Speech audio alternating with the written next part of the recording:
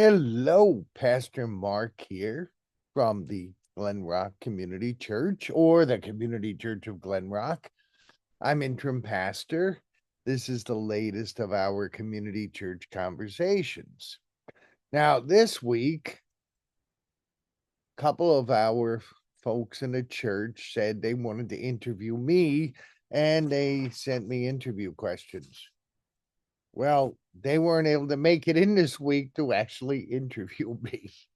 So, like we did 2 weeks ago, I'll be interviewing myself. But these are questions that two of the folks came up with. There are 12 of them.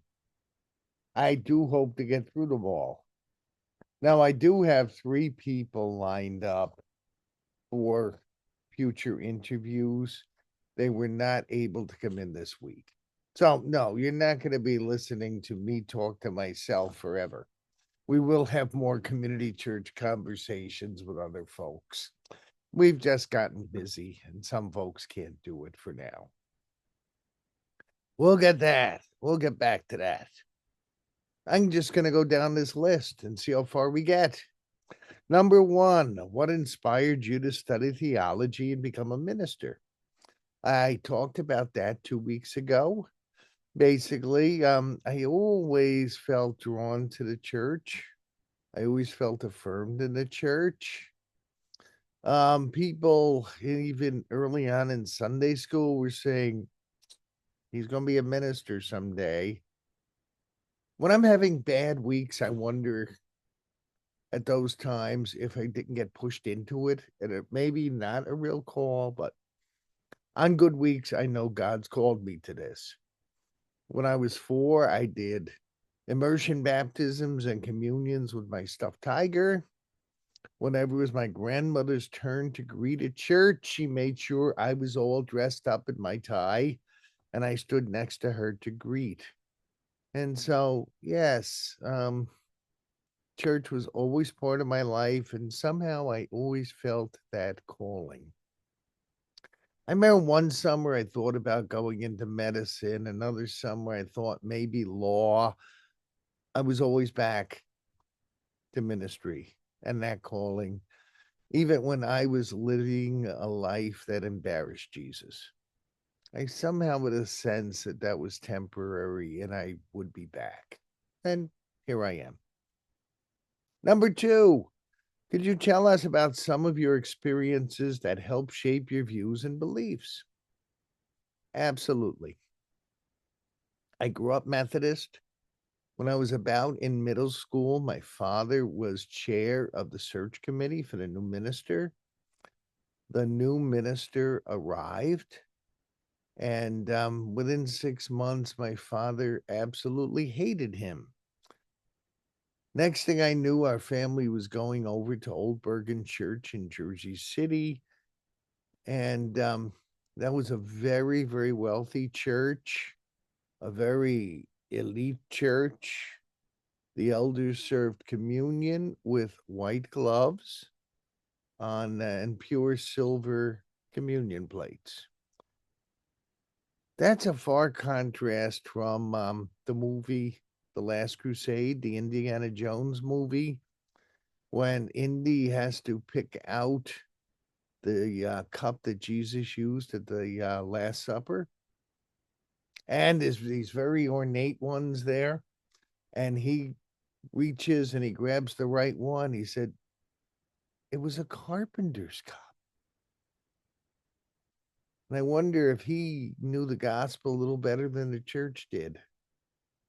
We were using sterling silver, and Jesus was in the trenches. But now here's the more important part of the story. At that time, a lot of the elders and older folks were lamenting that people were falling away from church.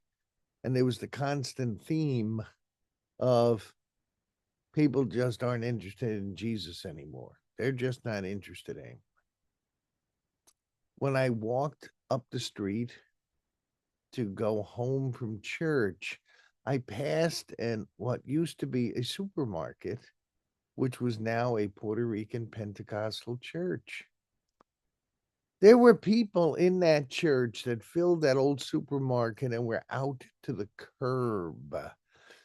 And you can hear the music with drums and guitars and amps. You can hear it a mile away, I think. And I used to scratch my head saying, does my white church really have this right?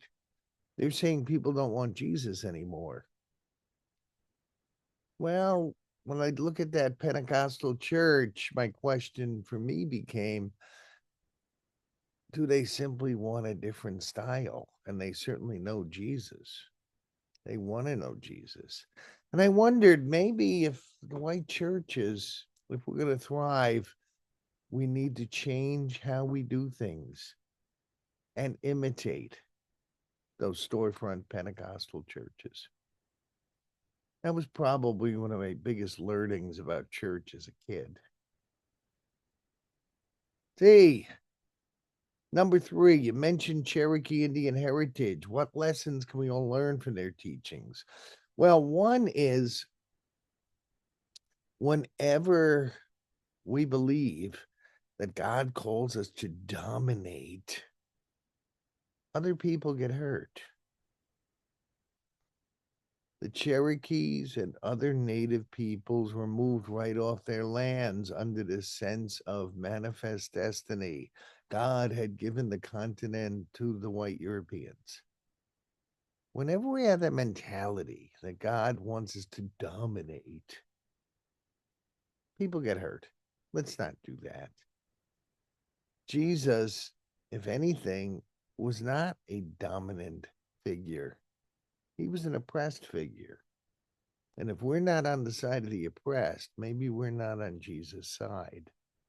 The other learning I get from that is my great great great grandmother was a little girl in Andrew Jackson's Trail of Tears, and she survived.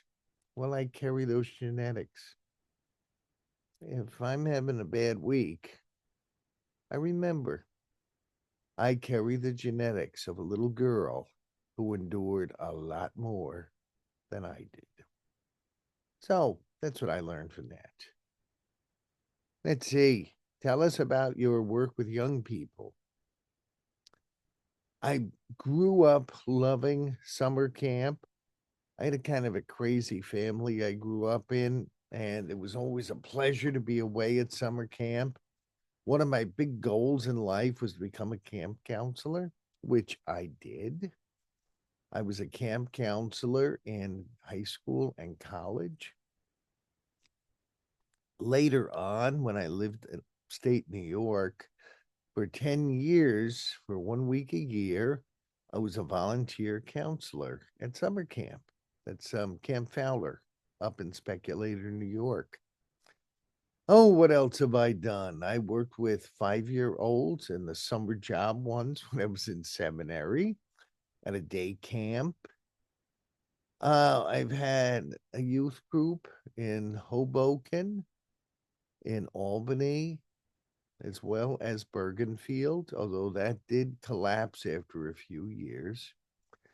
What I learned from that is ethnic families take church more seriously. All the kids in our church in Hoboken were from families who had immigrated from India. For them, church was the center of the world. They did not have the money for all the options that more established families had. Church was center, and those kids were told they go to church, they go to youth group, they go to confirmation, and there was no question about it. They went and they were engaged. The other congregations I were at, when the kids were not immigrants, they were more established financially. Well, the church was not the center of the universe. You know, the church often was chosen last if there was no other activity to go to. That really saddens me. Um, Whenever we pick the worldly above the divine, I think we're asking for trouble. Remember, it is God who will determine our ultimate destiny. And I really miss that immigrant mentality where church comes first. I find the more affluent communities, the less there is a requirement of families that kids go to church. We can become an afterthought. So that's my work with young people. What are your impressions of the town of Glen Rock? I love this town. I wish I had discovered this years ago. And I realize that as an interim, my stay is not going to be a very, very long one. But I intend to enjoy Glen Rock as long as I am able to. And I'm going to enjoy every minute of it. It's a great town. Hey, number 6. Many families are faced with multiple tasks and priorities. Managing each day's schedule can be a source of stress and anxiety. How would attending the Community Church of Glen Rock help enrich and focus people's spirituality?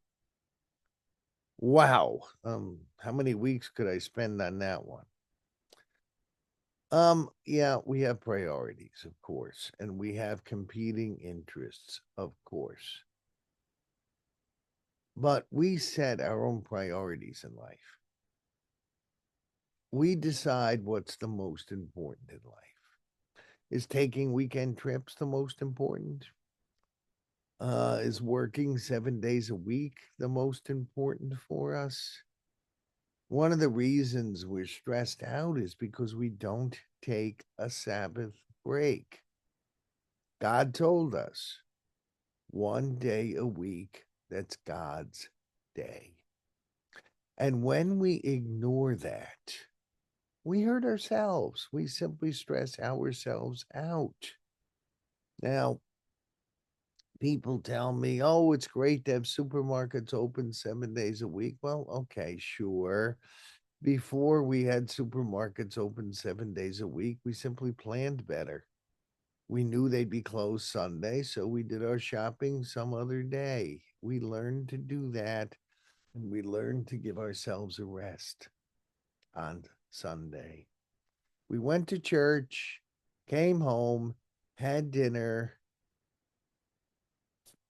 and relaxed. If we don't do that, it's a choice we make. And I wish more people would choose that instead of over programming and never getting a rest.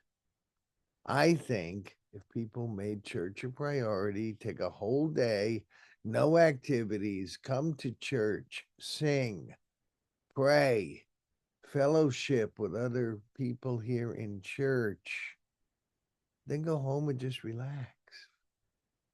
I think we'd all feel much, much better. Let's see. How would you define success serving as interim pastor of our church?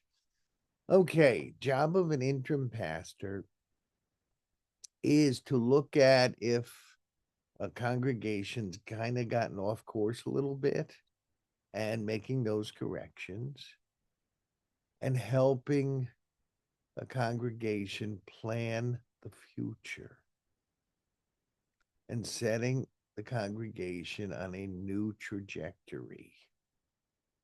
For example, okay, should the church merge? Should it yoke? Should it develop new programming so the church can thrive again? What kind of minister, what personality and skill sets do you need with the next minister? Well, those are the things I'll be exploring with the consistory and congregation here.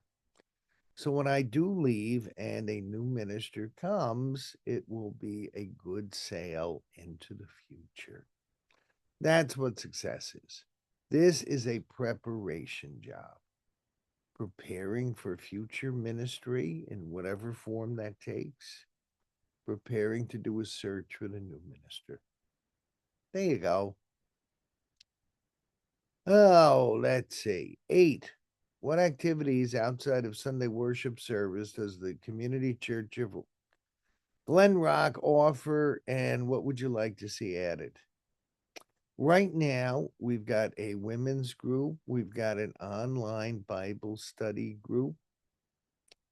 We have hopefully is going to be a very dynamic high school kids mission group. We've got a couple of the mothers working on that. And we expect to have the kids working on mission projects. Then the first one will be feeding and worshiping with the homeless folks in Hackensack through River Mission. I'm really looking forward to that.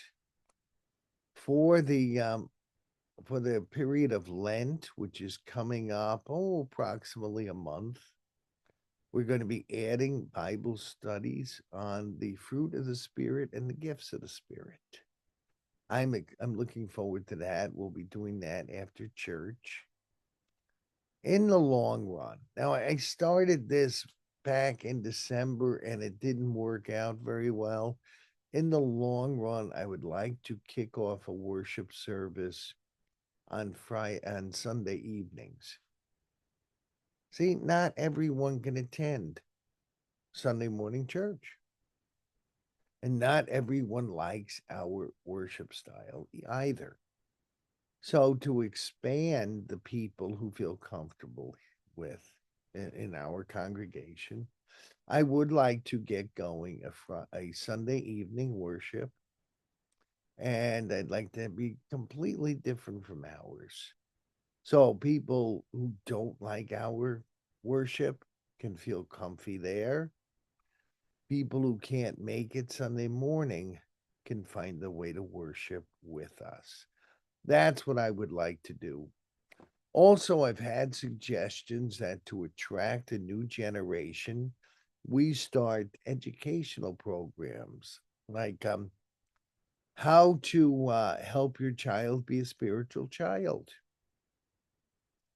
So that's on the horizon. We may try to start one of those up. We have a school in our building, so it could be we have a natural audience for that.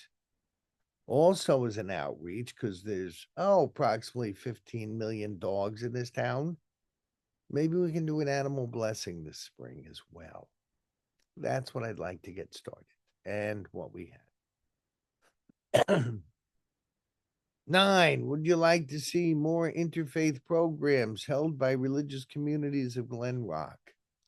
Well, we do have a solid interfaith group now. It gathers for several events a year. I think it would be up to a broad group whether they would want that to expand over the activities we have now. There's a Thanksgiving service. I believe there's a 4th of July parade. See, I'm new in town. I don't know what they all do. But I don't know how many other programs we would need, really. It would be up to other folks to say, we need this program. Also, we do combine with the Ridgewood clergy group, and there's a very large Martin Luther King celebration every year. So we're doing a fair amount. Also, the Bergen County Council of Churches is kicking off a program of a monthly prayer gathering going to different churches. So I'd like us to be maybe part of that as well. Number 10, tell us about the musical program at Community Church. Perhaps the church could host an interfaith musical event in our sanctuary. I think that's a great idea. I really do. I have never been part of a church where the music is better. We are fabulous. We have a wonderful choir. Janet, our musical director, is fabulous. I mean, we have excellent music. There's no question about it. I am surprised that, and I would like to explore, see if there's a market for it, to do a couple of concerts maybe every year for the whole town. Invite them in, let them know we are here, ask for a donation to cover expenses. I think that'd be a cool idea. And I would like to do that. But that really comes down to how much time our musical director has. It's one thing for me to say they ought to be doing it, but the people are doing it. Well, they need a little input, I think. Let's see. Number 11 of 12. We may actually get through all this.